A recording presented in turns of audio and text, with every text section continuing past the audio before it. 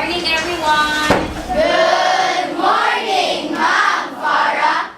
Welcome to Grade 7 SPA Elizalde. Mabuhay! Is done. Thank you, Ma'am Farrah. Kindly arrange your chairs and pick a piece of paper on the floor. Okay, let's have our prayer for this morning. Stefan, you need a prayer. Everybody stand. Let us pray in the name of the Father, of the Son, and of the Holy Spirit. Dear Almighty God, we thank you so much for the blessings you showered upon us day by day. Lord, thank you for this wonderful day you've given to us. Okay, thank you, Stefan. Please sit down, everyone. Thank you, Ma'am Farrah. Okay, so for this morning class, we are going to have another topic, and it is actually a new topic, so I want all of you to sit back, relax, and enjoy our discussion for this morning. Are you all ready? Yes, Ma'am. Okay, before I actually entered here, while you're having a recess, I took time and liberty of placing something underneath your armchair. So kindly check, because I put all of those papers randomly. You check if there's a paper under your armchair. Who has that paper? There are actually a lot of those. Okay, raise your hand if you have a paper with you. Okay, can you see the paper? Can you see the paper? Okay, those who have the paper, please stand. Okay. So, you take a look at the board. That area over there is actually for yes group. And then this area over here is actually for no group. Okay? Now, what you are going to do is you are going to analyze. Look at the paper. You are going to analyze as to what do you think or what kind of illness is the paper that you are holding right now. You place it on the right or on the left. Okay? But before you're gonna place it, you look for a part, you look for your group mates. You don't know who are your group mates, right? I want you to gather at the center and you try to figure out who are your group members. So I'm gonna give you a couple of seconds to do that. You need to analyze, and once you hear the bell, you are going to stop. Okay? I'm giving you 5 seconds. 5, 4, 3, 2, 1. Okay, if you think you have the same group, you put all your answers there. And for the other group, if you think you have the same characteristics, put your answers there. Come on, do it. Okay, let's try to assess everyone. Thank you so much. Grade 7 Elizalde. What do you think is the first word? Cancer. Common cold. Mumps. Heart disease. Other side here. Moving cough. High blood. Diabetes. HIV or AIDS. Okay. From the words being assigned on the board, do you think they belong to the same category? Do you think all of the words being placed here belong to the same category? Are they in the same group? Who can give an evaluation? Can I see a raise of hand? No one's raising.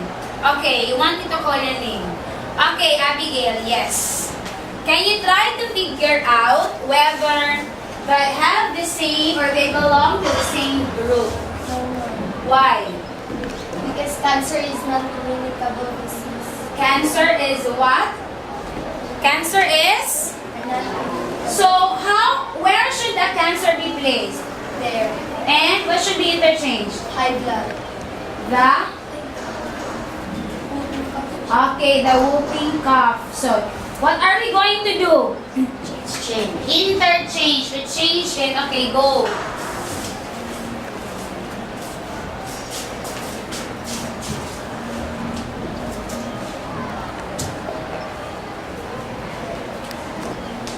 Is there any other more?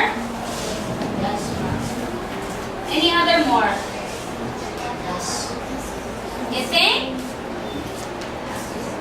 You think so? So what do you think are these words? What do you think is their common characteristics?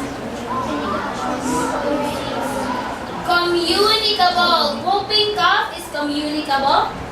Yes. Okay, before we go to that area class, okay, let us first categorically assess that these words are actually the different kinds of... yes, ayuban. Stand ayuban.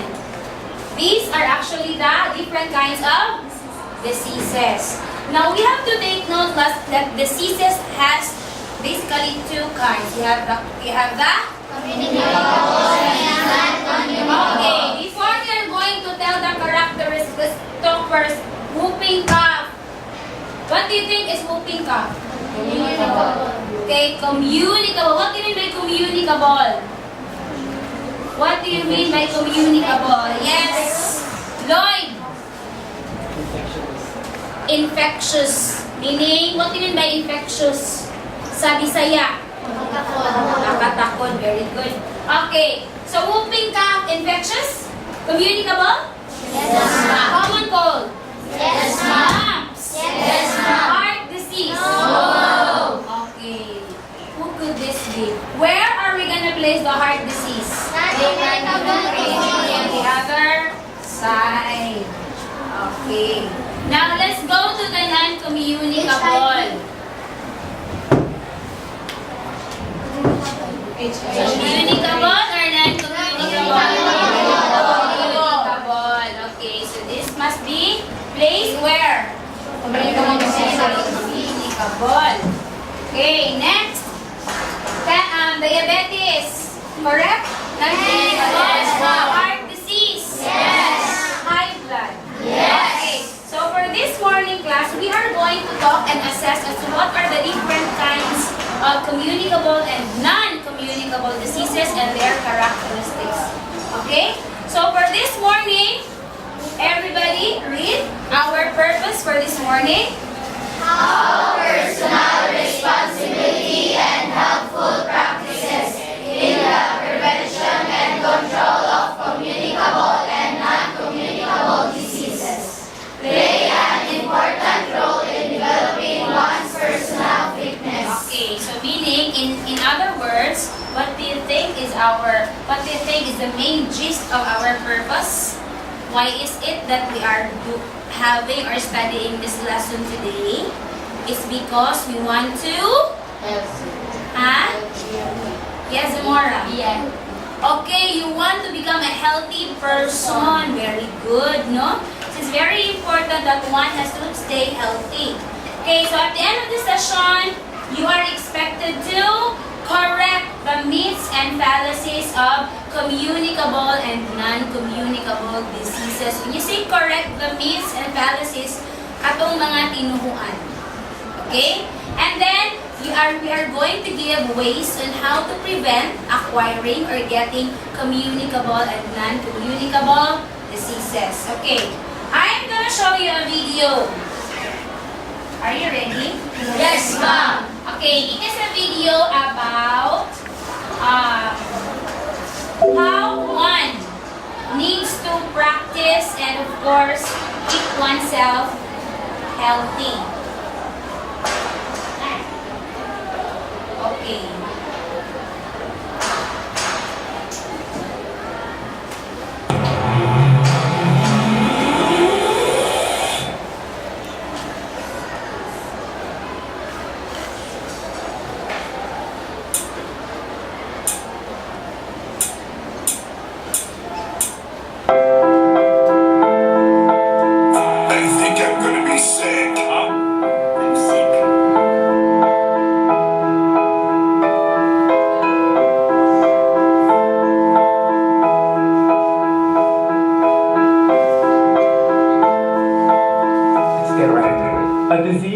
abnormal condition that affects the body of an organism. Okay?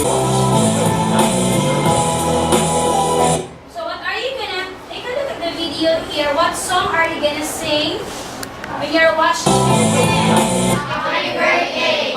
So see, when you're gonna have to wash your hands, you need to sing Happy happy birthday. That's the duration twice at twice. That's the correct duration of washing your hands. So others, ang uban, pas-pas kayo 1 second. Mana na yun. Okay. Germs love to spread from one sick person to another, so try to keep your germs to yourself. Offer sneeze into the crook of your elbow to keep your hands clean. While looking at the video, one can tell that the simplest way not to be able to get a disease, non-communicable disease, actually by just washing your hands. So, what do you think are your insights, class, upon watching the video? What can you more or less understand as far as the video is concerned? What have you realized upon watching the video? I need a hand. What about the other courageous souls? Mingaw na kaayo. Okay. Charmaine, what have you understood while watching the video? We need to keep our body clean in order to avoid diseases. Okay, you need to keep your body clean. What else? Candillada, Wash your hands. wash your hands. Another insight. Emeterio.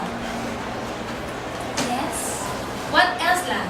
Eat healthy foods. Eat healthy foods. Okay? So very good. Those are very important things that you have to. Another thing is you need to have your. What do you call this one? Yes, it's an injection. What for? Para asa. You need to get your vaccines, right? When you have vaccines, you will not get sick easily. Okay. So, because of this, I am going to assign a group. Let's say, let's go back to our activity. Let's say, I'm going to assign the group of Farrah. Okay, I'm going to give you 10 seconds. Farrah, who are your group mates are? Farrah, Baldon, Emeterio, and Giselle. Okay. Let us try to ask the group of Farrah to do or do a role play, and then how are they going to more or less give a solution when it comes to preventing or controlling communicable diseases. Can you do that? Yes, ma'am. Okay, I'm going to give you, this is actually on the spot, so I'm going to give you 15 seconds. Let us try to see kung unsa gid ang mga SPA ng mga students. Okay, stay here in front. Okay, sige, meeting sama sa inyong grupo, meeting. Ready? Can I give you 15 seconds for that? Ha? Okay, ready? Okay, meeting sa... I'll make a counter. Start with a counter. Ready? Okay, the rest, while they are still busy planning, the rest, I want you to take note what had happened, and I want all of you to be able to share your insight. Meaning, when you say insight, you are supposed to give or share what you have learned. Okay? And you're supposed to share your ideas as well. Okay? Ready? You ready? Ready? Ready na? Ready na? Ready? Okay. Sige. Let's start. 5, 4, 3, 2, 1. Nagkakain na muna ako? Nay! Oh! Nay, kakain na po ako! Sige, kumain ka na. Ate, mamugas ka ng kamay bago ka kumain. Hindi naman madumi yung kamay ko ah! Nay, tapos na pa ako maghugas. Sigurado ka ba? Oo naman po, inayos ko nga po eh. Sige, kumain na kayo.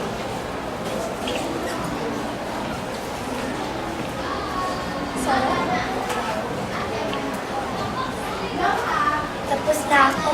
Kurin?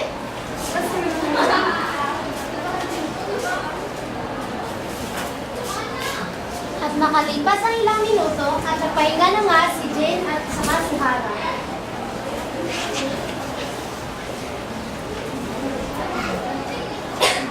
Nay! Ano? Ang ulo ko! Ano nangyari sa'yo? Hara, kumuha ka muna ng basang cup. Bumili ka naman muna ng beverages sa tindahan. Important.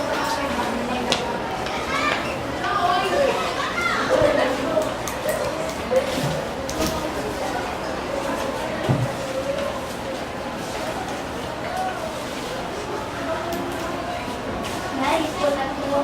Kumuha ka muna ng tubig.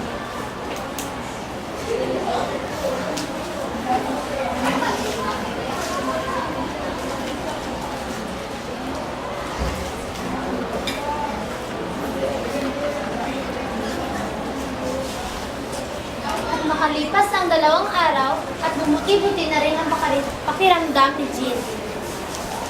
Nay, mabuti na po yung pakiramdam ko. Sige, maglaro ka muna. Talaga, ate? Oo!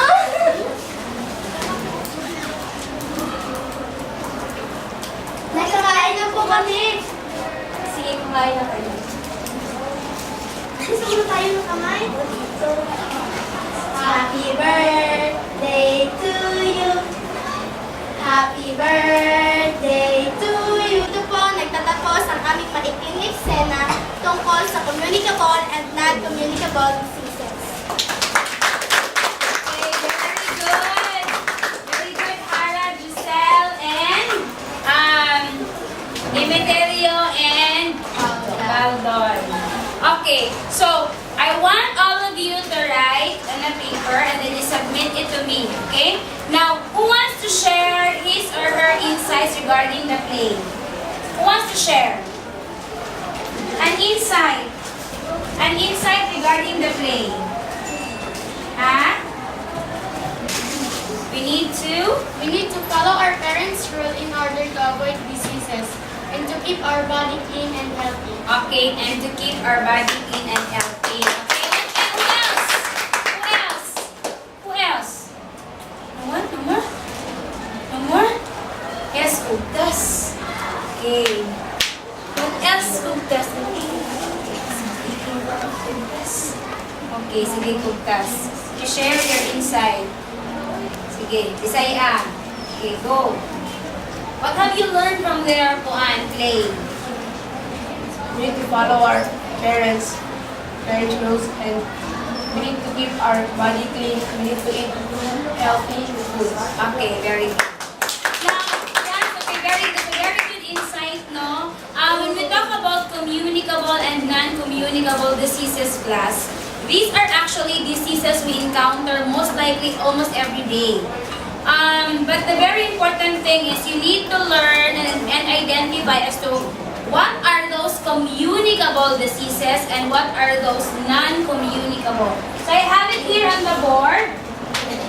The disease is actually transmitted through the air, by touch, on food, and body fluids. What is this? Okay. Example, this one. O, diba? This is for the baby. This is for my this is Janelle's toy. The notion of communicable. When you say communicable, it could also be not true in a form of air. So let's say, for example, what do you call this one? Bubbles. Bubbles. If you're gonna imagine that the bubbles, these are actually germs. So imagine if you're gonna sneeze.